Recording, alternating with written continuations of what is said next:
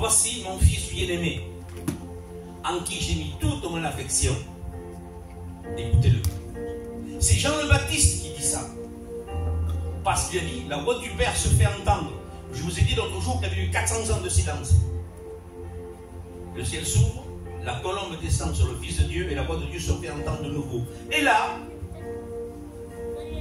quand la frère sœur Sabrina, elle a lu, ça s'appelle le monde des béatitudes, le monde de la transfiguration. C'est une grande montagne, j'étais en Israël, c'est une grande montagne, on a mis, avec une voiture, on a mis, mettons, allez, 5-10 minutes pour y aller en haut, mais à l'époque, ils étaient à pied, il n'y avait pas de routes. Mais là, toujours pareil, Jésus s'amène, qui? Pierre, Jacques et Jean. La prière, la foi et l'amour. La voix du Père se fait entendre en Jean le Baptiste et Dieu n'a pas changé. Son Fils est là sur la terre et la voix du Père se fait entendre à nouveau. Il parle aux disciples et leur dit la même chose. Voici mon Fils bien-aimé en qui j'ai mis toute mon affection. Écoutez-le. Bien des fois on vient à la réunion et on n'écoute pas. Bien des fois notre esprit est ailleurs et on n'entend pas. Et celui qui est en nous est pourtant plus grand que celui qui est dans le monde. Et Jésus va leur dire qu'il ne fallait pas le dire jusqu'à qu'il soit ressuscité. Et là, je n'avais pas compris. Parce qu'il y a des choses qui doivent se dire par le Saint-Esprit. Vous allez chez des gens, vous allez, mettons, dans l'église catholique, ils parlent de la parole de Dieu. Ils en parlent, hein? Mais la parole est morte. La lettre est morte. La lettre prend vie qu'à travers le Saint-Esprit quand elle a annoncé avec la puissance de l'onction de Dieu. C'est ça qui fait prendre vie à la parole de Dieu. Et la Bible qui déclare que quand il dit à un disciple, il dit, mange ce livre, il va être doux, mais il va être amer à tes entrailles. Je n'avais pas compris. J'ai dit, Seigneur, pourquoi? La parole de Dieu, quand on la mange, elle est bonne. Hein? Mais quand il faut la mettre en pratique, c'est là où se nous tourne le ventre. Et nous sommes appelés à ça. Je disais tout à l'heure, et la petite de Sabrina, c'est vrai, écoutez, je ne croyais jamais vieillir, moi. Je le dis en vérité, je ne croyais jamais vieillir. Je croyais toujours rester jeune. Le jour où j'ai dit oui à Dieu, je suis tombé malade. Je n'étais jamais malade. Les catastrophes sont arrivées. J'ai perdu mon frère. Je me suis retrouvé dehors à la rue sans argent. On m'avait volé ma caravane, on m'avait volé mon camion. On m'avait tout volé. Le jour où j'ai dit oui à Dieu, c'était la catastrophe. Mais celui qui était plus grand que celui qui est dans le monde. Et vous savez ce qu'il m'a dit? J'étais tellement dans la souffrance. Parce que vous savez, l'évangile, c'est une rose. Hein? Elle est bonne, elle sent bon. Et quand on prend la tige, ça pique. Jésus a dit une parole. Prenez mon joug, car il est léger. Un homme, un jour, il disait au pasteur, je te rends la croix. Elle est trop lourde. Elle était petite comme ça. Alors le pasteur, il dit, va. Il y en a plein dans le placard, va le chercher. Il a resté une demi-heure, il dit, ça y est, pasteur, je l'ai retrouvé. J'ai trouvé une petite croix. Abruti, c'était la même. Il faut savoir porter notre croix. Et nous ne sommes pas tout seuls. Nous ne sommes pas tout seuls. Jusqu'à la fin, Jésus a dit, je serai avec vous jusqu'à la fin des temps. Et là, la Bible déclare qu'il ne fallait pas le dire. Marie, elle est là. L'ange vient la voir. Et vous l'avez lu 20 fois ce jour. L'ange vient la voir et lui dit, une grâce t'a été faite. Et après il dit, mais tu as trouvé grâce. Pas pareil. Une grâce nous a été faite. Jésus sur la croix. Mais c'est à nous, à la croix. Et la Bible dit que Marie ne disait rien. Elle se le repassait. Ce matin, ce que tu reçois, garde-le. Repasse-le dans ton cœur. Parce que je vais te dire quelque chose, une parole prophétique ce matin. Dieu va te bénir. Amen. Dieu va te relever. J'en ai la preuve dans la parole de Dieu, ce que je vais prêcher ce matin. La Bible dit que quand Jésus il est mort, Pierre, Marie, les disciples étaient attristés. Mais écoutez ce qui s'est passé. La Bible déclare qu'il y a Marie. Elle va vers le tombeau de Jésus. Elle était malheureuse. Mais elle était triste. Dans notre vie, on peut être triste. On peut être malheureux. C'est pour ça que j'ai dit tout à l'heure qu'il faut avoir tendance à oublier que Dieu est grand. Dieu est merveilleux. Qui n'a pas été triste dans sa vie? C'est pas possible. Tous, on a été tous tristes. À Marie, c'est arrivé. Elle le dit. Elle va, écoutez ce qu'il vaut. Elle va dans le tombeau, la porte est ouverte. Il y a 2 anges, parce que Dieu ne travaille pas avec la mort. Je préfère vous le dire, frères et sœurs. Dieu travaille avec ses anges. C'est les anges qui viennent nous chercher. C'est pas la mort à nous. Et là, où l'avez mis? Tu l'as mis où? Pourquoi chercher parmi les morts celui qui est vivant? Jésus n'est point ici. Alléluia! Où tu vas chercher Jésus, toi? Dans le monde qui ressemble à un sépulcre? Non! Jésus n'est point ici. Jésus se trouve dans ton cœur et dans ta vie. Jésus est là ce matin. Amen. Et là, elle est heureuse, toute contente. Pierre aussi. Bien des fois dans notre vie, on arrive à perdre Jésus. On perd Jésus bien des fois par nos tristesses. Parce qu'il nous arrive. Je parle en connaissance de cause. Combien de fois j'ai perdu Jésus? Parce que c'est vrai que c'est difficile. Je pourrais vous raconter des témoignages jusqu'à demain que j'ai été béni, mais aussi par mes tristesses et mes malheurs. Combien de fois j'ai voulu que j'étais comme Pierre? Vous savez, Jésus va dire, parce qu'il connaît, Jésus même les paroles qu'on va dire. Il va dire à Pierre, avant que l'on ait chanté 3 fois, tu auras en 2 fois me connaître. Mais tout le monde croit que c'est un coq. Pas du tout. C'est pas un coq, hein. Croyez pas, j'y étais. C'est un homme qui avait une corde qui faisait le chant du coq, il appelait les gens à manger. C'était juste à côté de la maison de Caïphe, là où ils ont pris Jésus, où ils l'ont battu, flagellé, là où ils lui ont fait du mal. Et c'est pour ça que quand il sort, il voit Pierre. Quelle honte il devait avoir, Pierre. Mais les regards de Jésus ne le condamnaient pas. Ce matin, le Seigneur Jésus ne te condamne pas. Amen. Ce matin, le regard de Jésus se pose sur toi parce qu'il t'aime, il va te pardonner. Il va te relever ce matin.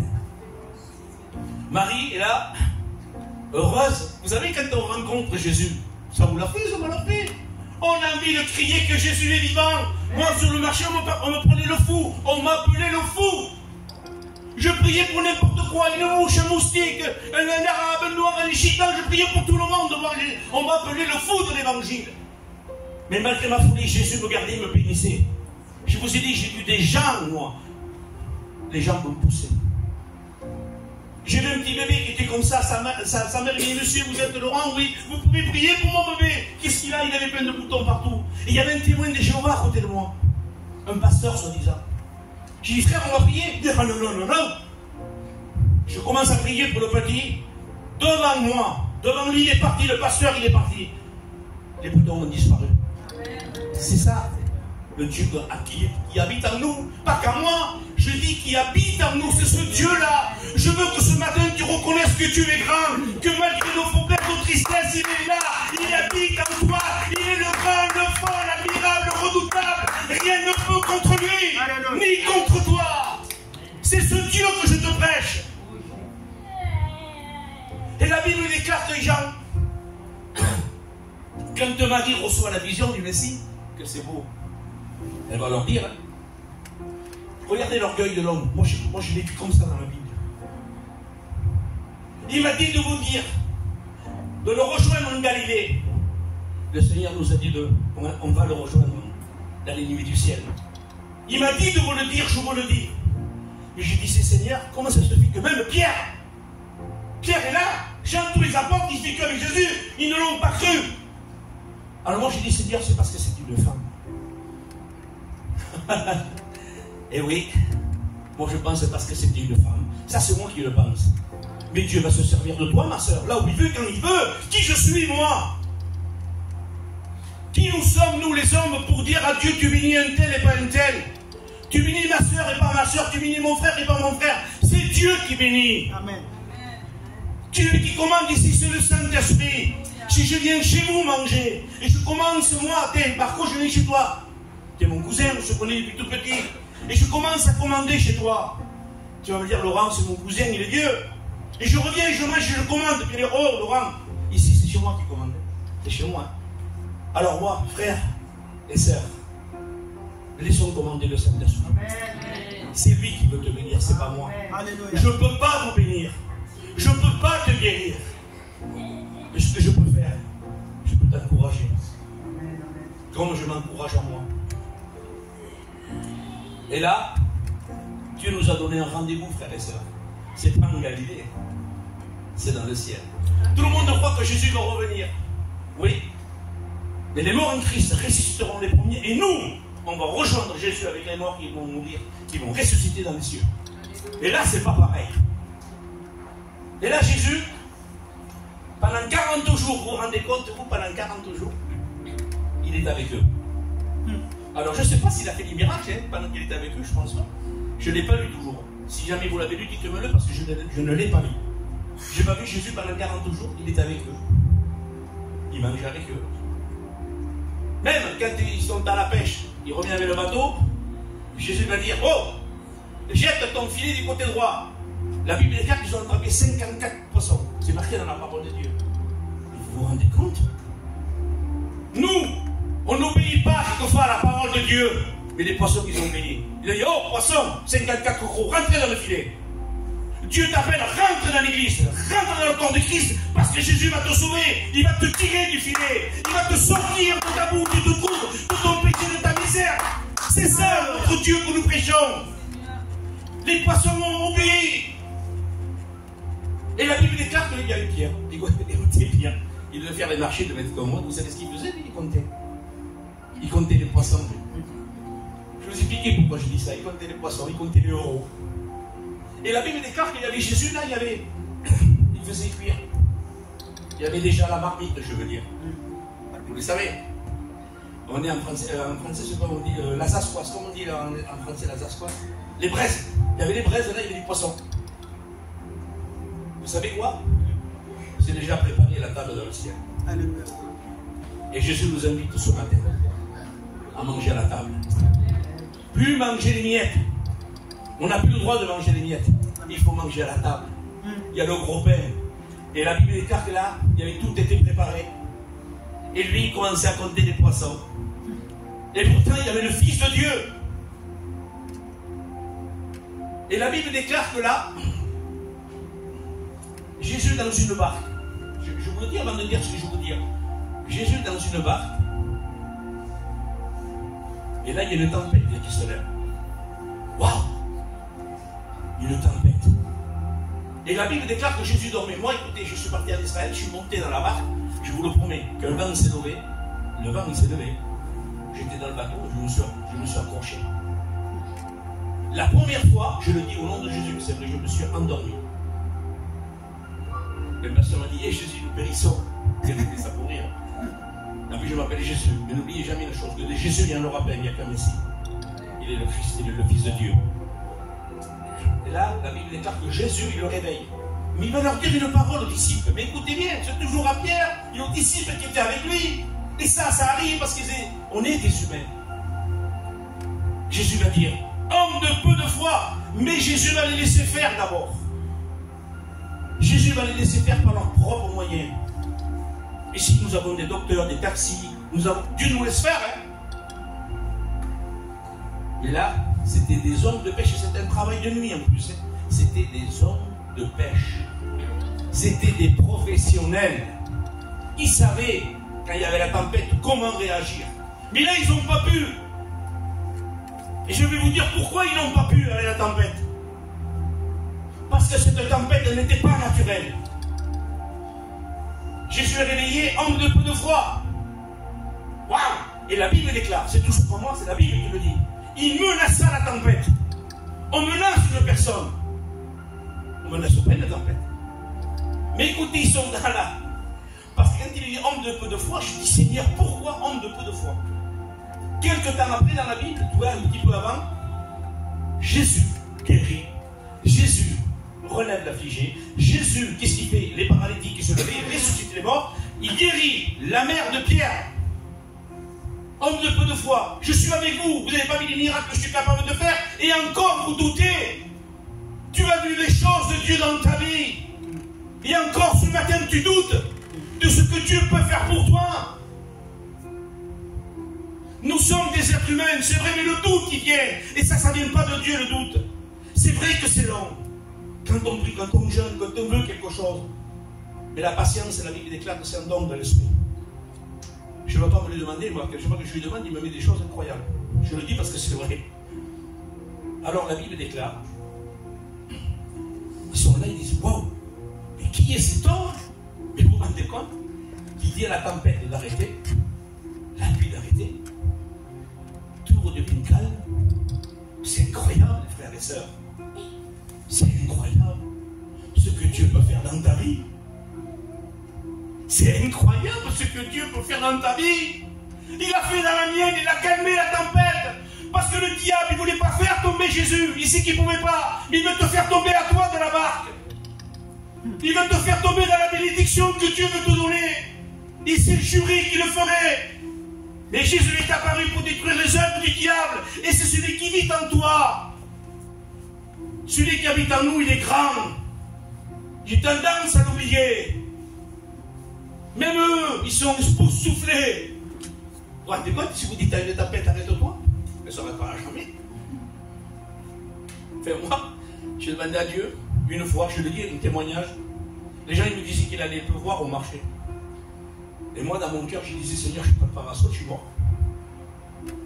J'ai dit, Seigneur, au nom de Jésus, qu'il ne pleuve pas. Et le Saint-Esprit me parle. Écoutez ce qu'il me dit. À 13h en bas, parce qu'il va pleuvoir. Et je le disais à tout le monde, il y a des pasteurs là, je disais, il ne pleut pas pendant 1 heure. Ils me prenaient pour un dîner long, ils m'ont pris pour un fou. Je le dis au nom de Jésus, qu'à 1h de l'après-midi, il s'est mis à pleuvoir. Celui qui habite en moi, il peut prendre que celui qui l'a besoin. Vous voulez que je raconte un témoignage avant de venir à Jésus, à la barque? Je voulais raconter quand j'ai eu un ange. Je ne voulais pas raconter. Écoutez ce que Dieu a fait. Je laissais de la place au marché. Et ces gens de ma propre famille, ils me volaient. Ils me volaient des affaires. Moi, je leur faisais confiance. Comme si Marco, c'est mon cousin, je lui laisse mon stand, je laisse tout l'argent, je lui fais confiance. Et je suggère que lui, envers moi, c'est pareil. Et quelqu'un me dit, ça dure longtemps l'histoire. Et quelqu'un vient me voir, il me dit, Laurent, ils te volent. Ils ont vendu des affaires, et ils se cachent les affaires. Vous savez ce que j'ai fait, moi? Je me suis mis à pleurer. Et j'ai pleuré. Mais j'ai pleuré d'une façon. Pas parce qu'ils me volaient. J'étais attristé parce qu'ils ont trahi ma confiance. Et là, je priais sur le marché. Mais je vous dis qu'à l'époque, au marché, je ne pouvais pas marcher. C'était extraordinaire. Les gens, il y avait plus de 1000 personnes au marché. Écoutez ce qui est arrivé. Comment Dieu est grand. J'aurais pu réagir d'une façon. Les attraper par le cou. J'aurais défendu ma cause, j'avais le droit. Tu me voles, tu me voles mon argent, je suis ta propre famille, je suis ton sang et tu me voles. Barre-toi. Mais non. Dès que ce jour-là, j'ai ressenti l'amour de Jésus. Il l'a ressenti quand il a vu la pompe, il ne voulait pas la voir, mais quand il nous a vu à nous, il a dit oui, par amour, je la vois, Seigneur. Et là, je suis comme ça, et je pleurais. Devant le monde, hein. Je pleurais. D'un coup, il y a un homme qui vient. Alors je peux vous dire que je me rappellerai toute ma vie. Il était plus petit que moi, je ne suis pas grand. Il avait une casquette, je peux vous dire qu'il n'avait pas de cheveux.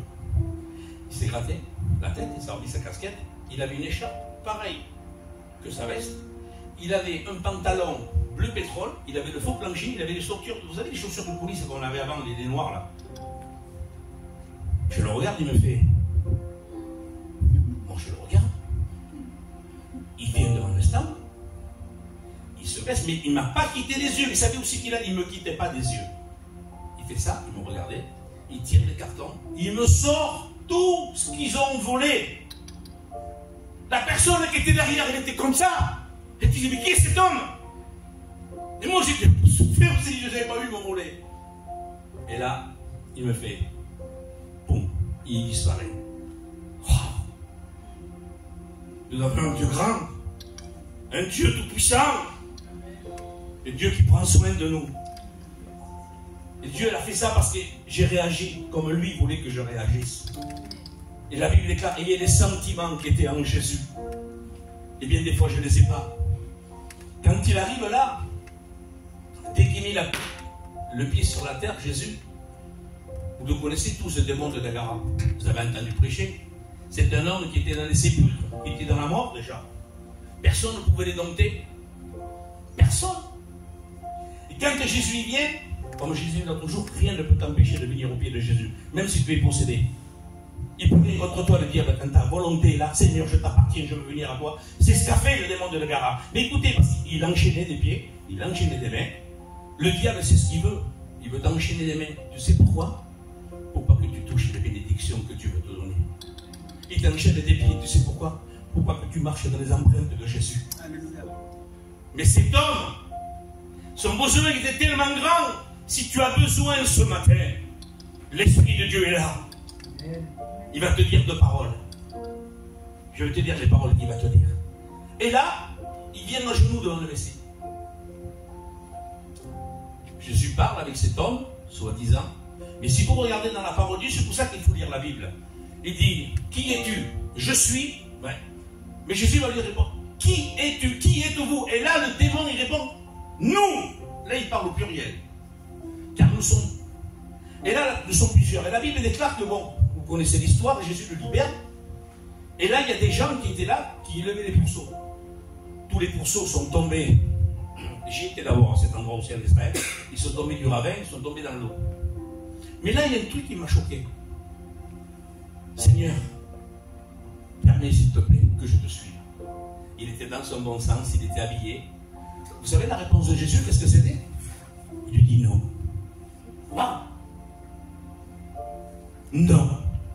Mais j'ai dit, Seigneur, pourquoi? Pourquoi tu n'as pas pris qu'ils te suivent? Mais Jésus va lui répondre, va dans ta maison, ils disent ce que Dieu a fait pour toi.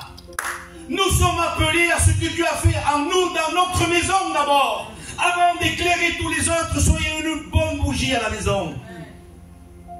Et j'ai dit, Seigneur, donc c'est lui ton témoin dans le village. Sois le témoin chez toi et autour de toi, dans tes voisins. Sois ce témoin que Dieu veut que tu sois. Même au milieu de tes parents, sois ton témoin, sois le témoin de Jésus. Et là, je vais vous raconter quand Jésus est mort, qu'il est ressuscité. Après, j'arrêterai. Faites-toi. Oh, j'ai fait fort, bisou. Et là, la Bible déclare que Pierre et Jean, ils montaient au temple à la 9e heure. Waouh! À la 9e heure, ils montaient. J'ai dit, Seigneur, oui, les frères et sœurs, nous avons un privilège, nous. Mais quel privilège nous avons d'appartenir à Jésus, c'est la première chose, mais il n'y avait pas d'église à l'époque. Ils étaient obligés d'aller au temple. Quand ils reçoivent le baptême du Saint-Esprit, quelques textes avant, ils ne pouvaient pas témoigner de Jésus. Parce que même eux, ils ne croyaient même pas au miracle de ce que Jésus faisait dans la barque. Et là, ils reçoivent le baptême du Saint-Esprit, Pierre et Jean, l'amour et la foi. Il nous faut beaucoup d'amour, il nous faut beaucoup de foi. Parce que Dieu honore la foi. La foi, ce sont des choses qu'on espère qui ne sont pas mais qui y sont. Nous ne marchons plus par la vue, nous marchons par la foi. Et nous savons que notre destinée, elle est dans les cieux. Mangeons à la table, pour plus se contenter des miettes, frères et sœurs, aujourd'hui. Relevons nos têtes quand notre délivrance est proche. C'est le moment de prendre des décisions. L'homme riche, viens et suis-moi. Il a pris la mauvaise décision, mais il n'a pas été. Mais nous, ce matin, on va prendre la bonne décision. Et la Bible déclare qu'ils arrivent devant le temple, à la 9e heure. Et là, il est écrit qu'il y avait des gens, tous les jours, écoutez, tous les jours, ils amenaient un boiteux. Tous les jours, ils amenaient un boiteux. Peut-être qu'avec ton handicap, à cause de ta tristesse, à cause de tes problèmes, tu n'arrives pas à rentrer dans la présence de Dieu. C'est arrivé. Mais moi, je ne suis pas boiteux, je ne suis pas malade. Béni soit Dieu pour ça. Mais peut-être que tu es malade spirituellement, et à cause de ça, tu es devant la porte de la bénédiction. Tu es devant toujours la porte de la bénédiction. Et tu pries, tu dis, Seigneur, pourquoi? Mais ce matin, Dieu va te donner la réponse, parce que je te le dis au nom de Jésus. Amen. Ce matin, Dieu va te bénir. Tu vas repartir chez toi. Tu vas avoir une paix, une joie qui surpasse tout entendement. Comme celle de Jésus qui disait, recevez ma paix ce matin. Recevez ma paix, disait Jésus. la Bible déclare que là, il y a l'homme. Regarde-nous. Waouh! Elle va dire, qu'est-ce que tu vois? Qu'est-ce que vous voyez en moi? Mais le roi ne voit rien. Et je tombe lui. Regarde-nous. Je n'ai ni or ni argent. Oh, quelle déception. Quelle déception il a dû avoir cet homme. Mais moi, je suis là pour que tu me donnes des sous. Et tu me redis de te regarder. Je vois Pierre, moi je vois Jean, je vois rien du tout.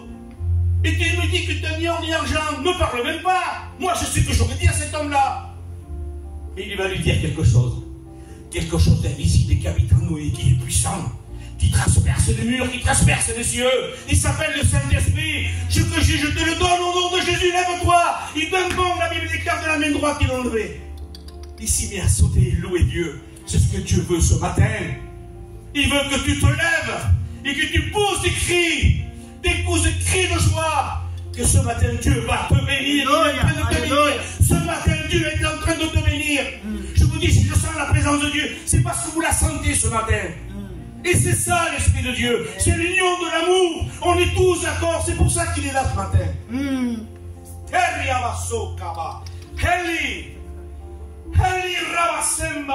Oh Jésus.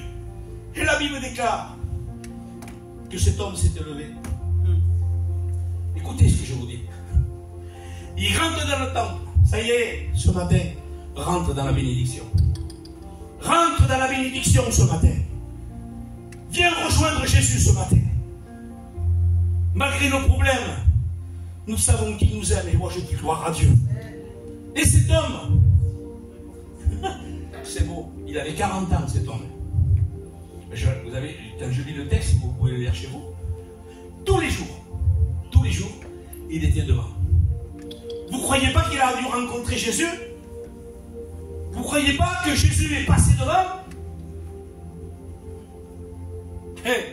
Je le dis parce qu'il était toujours devant le temple et Jésus est rentré dans le temple. Vous pouvez le lire dans la parole de Dieu, ce que je vous dis. Mais bien des fois, Dieu nous laisse faire un miracle à nous pour que lui soit glorifié. Parce que Dieu veut se glorifier à travers nous. Afin que son nom soit élevé. C'est pour ça qu'il laisse aux disciples bien des fois et à nous, frères et sœurs, de prier pour les malades. D'aller libérer les personnes, d'aller les visiter. Vous avez besoin d'un pasteur, vous allez visiter votre frère, votre soeur? Non. Ce que vous amenez dans leur maison, c'est le Saint-Esprit. C'est la présence de Dieu. Vous avez besoin d'aucun pasteur pour aller visiter les frères et sœurs, ni prier pour les malades. Dieu est avec vous. Cet homme s'est levé, et vous savez, quand il s'est levé cet homme, je vais vous dire quelque chose. Ça c'est moi qui l'ai pensé parce qu'il est là, il marche, il faisait plus le monde. Il n'était plus devant le temple, lui. Peut-être que Dieu lui a donné un utensilaire, il a chargé les charrettes. Je ne sais pas. Peut-être que Dieu lui a trouvé le boulot. Il est chauffeur-livreur, je ne sais rien. Parce que ce que Dieu a commencé avec cet homme, il va le finir. Ce que Dieu a commencé avec toi, il va le terminer. Quelle que soit ta situation, Dieu est là. Quoi que tu demandes à Dieu, rien n'est impossible à celui qui croit. Tu vas me dire c'est impossible, oui, mais alors tentons l'impossible, parce que le Dieu de l'impossible est avec nous. Que ce soit dans les finances, Dieu va te bénir. Amen. Il l'a fait pour moi. Je me suis retrouvé dehors à la rue. On m'a volé mon camion. On m'avait tout volé. Je le dis en vérité. Il est moins bête. Je vais vous raconter un témoignage, frères et sœurs, qui m'est arrivé. J'avais pas beaucoup d'argent. Le seul argent que j'avais, je les avais mis dans la marchandise. Alors je ne sais pas pourquoi Dieu permet des choses. J'en sais rien. Si j'avais la réponse, je vous le dirais. Il est Dieu, c'est tout ce que je sais. Et je sais qu'il est grand. Et là, un soir, je rentre un samedi soir. Je dis à ma femme, t'as mis le camion où? Mais je n'ai pas touché ton camion. J'ai dit, il était là, mon camion. Eh bien oui, on me l'avait volé. On me téléphone, mon père, viens, où t'as mis ta caravane? Je dis, quoi? La caravane est de chez nous, par qui? Il dit, non, il n'y est plus. Oh là là. Je ne sais pas moi ce qui t'arrive dans ta vie. Je ne sais pas, je n'en sais rien. Je ne veux même pas le savoir parce que Dieu le sait. Fait connaître tes besoins à Dieu. J'étais désespéré. Plus d'argent. En plus, moi, vous savez quoi, ce qui s'est passé, regardez comment je suis gentil. Dieu m'avait dit, je veux que tu me serves. Et moi, je ne voulais pas.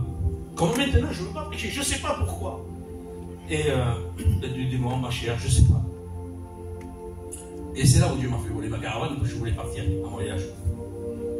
Et quand on m'envole le camion, je vais partout à Saint-Michel, je suis devant la marchandise, puis on sous, plus rien. Et là, je me mets à prier. Où voulez-vous que j'aille, frères et sœurs? Je n'ai même pas été à la police.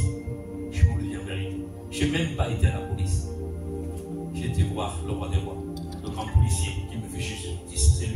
C'est lui qui m'a fait justice. Amen. Je priais. Et je vois une femme sur le marché, elle me dit, qu'est-ce qui t'arrive, t'as pas déballé? Non, on m'a volé mon camion, c'était le samedi, ça, écoutez rien. Je ne vous inquiétez pas. À la fin, j'ai dit, Jésus va me le retrouver. Samedi prochain, je l'ai pas à côté de toi. Mais on te l'a volé, tu vas me le retrouver? J'ai dit, peut-être, oui. Mais moi, je dis que Dieu va me le retrouver. Elle me dit, mais t'es fou. Alors écoutez, voilà que je cherche mon camion, j'avais tous mes cousins, les voyageurs que je connaissais, les anciennes connaissances. Il dit non, Laurent, non, pas du tout. Je dis c'est Seigneur. Je vais vous dire pourquoi je dis ça et comment Dieu a répondu. Je dis c'est Seigneur au nom de Jésus. Envoie des anges dans mon camion. Que quand ils rentrent dans mon camion, ils se brûlent et qu'ils ne puissent pas rester dans le camion. S'il te plaît. Par intermédiaire de mes cousins, ils m'appellent et me disent Laurent, ce sont des manouches qui t'ont volé le camion. Et on s'est tué à coups de fusil avec eux. Je le fais parce que c'était mon cousin Germain. Je serais quelqu'un d'autre, je ne le ferai pas, parce que je sais qui tu es. Vous voyez déjà, je sais qui tu es. Elle savait que j'étais un enfant de Dieu, comment j'allais réagir. J'ai dit ma cousine, avec le respect que je dois, même s'il me crache le visage, par rapport à vous, je ne dirai rien. Il m'amène chercher mon camion. Et j'ai dit, mais comment vous avez fait pour le trouver, Seigneur, comment t'as fait? Il était dans un bois. Et dans l'intérieur du bois, il y avait un souterrain. Il y avait eu le camion pour essayer de me le démonter. Mais ce qui est magnifique de Dieu, que le voyageur qui était là, qu'est-ce qu'il a comme camion? Je ne pouvais pas rentrer, je me brûlais. Qu'est-ce qu'il a comme camion? Alléluia. Qu'est-ce qu'il a comme camion? J'ai dit mon camion, c'est Dieu qui me l'avait donné. Je vous expliquerai un autre jour le témoignage, comment j'ai trouvé mon camion. C'est Dieu qui me l'a donné. Et personne ne peut me prendre ce que Dieu me donne. Et ce matin, Dieu te dit, ce que Dieu t'a donné, personne ne pourra te l'enlever. Parce que c'est lui qui te l'a donné. Quand il ouvre, personne ne ferme. Et c'est le Dieu que je te prête. C'est le Dieu tout-puissant. Dieu m'avait fait ce cadeau. Et vous savez, j'avais de l'argent dedans. J'avais de l'argent. Comme je ne fume pas dans le cendrier, je me mettais toujours un petit billet. Il n'a même pas touché des sous. Il n'a même pas pris une chemise que j'avais. Et le matin, le samedi matin, quand j'étais au marché, vous savez ce qu'elle a fait, la femme? Elle a remballé, elle a eu peur. Dieu fait peur pour les gens qui ne le connaissent pas. Et Dieu est bon. Je vous le dis en vérité. Je vous aime. Et il m'aime. Et ça, personne ne pourra couper le cordon. Ce qui peut couper le cordon entre toi et Dieu, c'est toi et le diable. Parce que tu lui permets. Lui permet plus de venir. Lui permet plus de t'attrister. Lui permet plus qu'il te fasse du mal. Ce matin, Jésus va mettre le pied sur ton cœur. Et là, il va se manifester quelque chose. Vous savez quoi? Tu vas revenir dans ton bon sens. Dieu va te faire rappeler comment il est grand. Dieu va te faire rappeler ce matin comment il t'aime. Vous savez, Jésus, vous savez, le diable, il ne peut pas, oui, faire descendre Jésus de la croix. Il ne peut pas. Il ne peut pas lever le sang de Jésus-Christ qui coule sur ton cœur. Quand Moïse était là, il mettait sur le linteau le sang de l'agneau pour pas que l'ange exécuteur vienne. C'est ce que nous avons, nous, dans notre cœur. Nous avons le sang de Jésus-Christ. Et quand il voit ce sang dans ton cœur, il doit fuir. Parce que celui qui est en nous est plus grand que celui qui est dans le monde. ne permet plus. Ne lui permet plus au nom de Jésus-Christ. Ce matin, on va se lever. On va faire une prière collective. Je ne vais pas te prendre de la main comme on fait les disciples. Mais ce matin, ne me regardez pas moi, regardez le Saint-Esprit. Et tu vas te lever d'un bond ce matin. Et tu vas lui dire merci Seigneur parce que tu m'as guéri. Oh Seigneur, dans le nom de Jésus-Christ de Nazareth. Maintenant les chaînes se brisent. Alléluia. Seigneur, Saint-Esprit de Dieu, prends toute la place. Dans le nom de Jésus, je lis maintenant et je chasse tout esprit de tristesse, tout esprit d'obstacle, de négativité dans le vie. Ce matin, ce sont des enfants. Seigneur, Père, tu en prends soin ce matin. Au nom de Esprit de Dieu, dans le nom de Jésus-Christ, alléluia, que maintenant tu te lèves fort et que tu dises, Seigneur, je te loue, je te bénis, parce que ce matin, tu m'as guéri, tu m'as guéri, tu m'as guéri. Sois guéri ce matin, sois guéri ce matin, sois libéré ce matin, sois libéré ce matin, au nom de Jésus, sois libéré, sois libéré, sois libéré, au nom de Jésus, au nom de Jésus, sois libéré.